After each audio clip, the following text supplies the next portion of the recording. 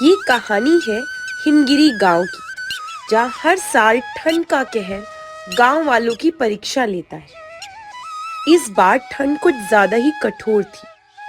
पेड़ बर्फ से ढके थे, नदी जम चुकी थी और गांव के लोग ठंड से कांप रहे थे। अनया, इस बार ठंड कुछ ज्यादा ही तेज है।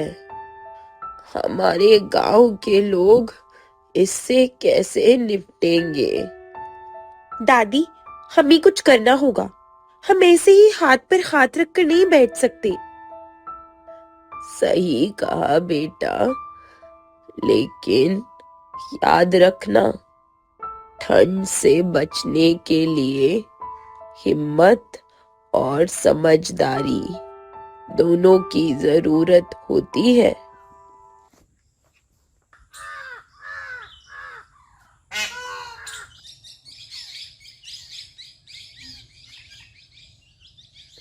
अनिया और रवि गांव की गलियों में चलते हैं। गांव वाले ठंड से परेशान हैं। इस ठंड ने तो जीना मुश्किल कर दिया है। लकड़ी भी खत्म हो रही है। हाँ, और बच्चों के पास पहनने के लिए गर्म कपड़े भी नहीं हैं। दीदी, क्या हम कुछ कर सकते हैं? हाँ रवि, हमें मिलकर इसका हल ढूंढना होगा।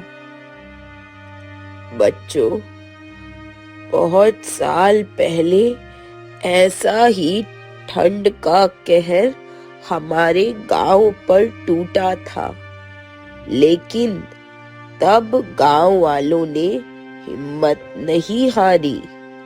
उन्होंने मिलकर काम किया और ठंड को मात दी। दादी, क्या किया था उन्होंने? उन्होंने गर्म कपड़े इकट्ठे किए, एक बड़ा अलाव जलाया और जरूरतमंदों को खाना बांटा। साथ ही उन्होंने मौसम बाबा से मदद मांगी। मौसम बाबा कौन है? वो ठंड और गर्मी के राजा हैं। अगर कोई सच्चे दिल से उनकी मदद मांगे तो वे जरूर मदद करते हैं।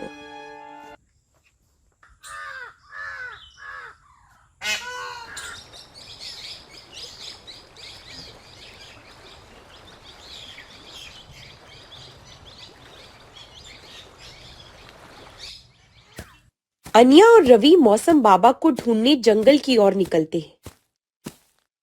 दीदी, क्या सच में मौसम बाबा होते हैं? हमें कोशिश तो करनी चाहिए। अगर वे सच में हैं तो हमें उनकी मदद लेनी चाहिए। जंगल के बीच में एक बड़ा पेड़ है। अचानक तेज हवा चलती है और एक रहस्यमय आवाज आती है। कौन है जो मुझे पुकार रहा है?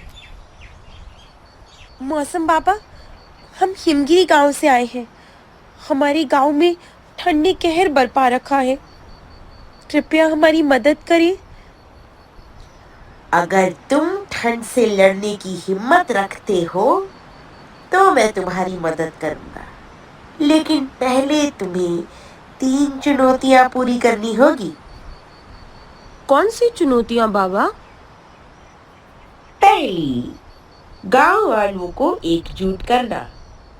दूसरी, ठंड से बचने के उपाय करना। और तीसरी, प्रकृति का सम्मान करना। अनिया और रवि गांव लौटते हैं और गांव वालों को बुलाते हैं। हमें ठंड से लड़ने के लिए एकजुट होना होगा। लेकिन कैसे? हम अपने पास जो भी गर्म कपड़े हैं उन्हें जरूरतमंदों में बांट सकते हैं। और हम मिलकर एक बड़ा अलाव जला सकते हैं। गांव वाले मिलकर काम करते हैं। एक बड़ा अलाव जलता है और सभी लोग उसके आसपास इकट्ठा होते हैं।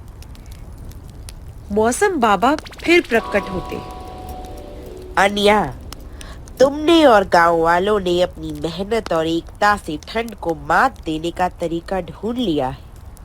मैं अब ठंड को थोड़ा कम कर दूंगा। अचानक हवा शांत हो जाती है और ठंड कम हो जाती है। धन्यवाद मौसम बाबा।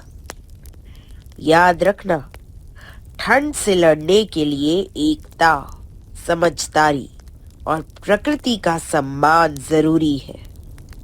गांव में सभी लोग बहुत खुश हैं। बच्चे खेल रहे हैं और बड़े लोग गा रहे हैं। देखो, एकता और मेहनत से हर मुश्किल को हराया जा सकता है। हाँ दादी, हमने ठंड को हराने का तरीका सीख लिया है। इस कहानी से हमें ये सीख मिलती है कि ठंड जैसी कठिन परिस्थितियों में एकता, समझदारी और मेहनत से हर समस्या का समाधान हो सकता है। साथ ही प्रकृति का सम्मान करना और उसकी देखभाल करना भी हमारी जिम्मेदारी है।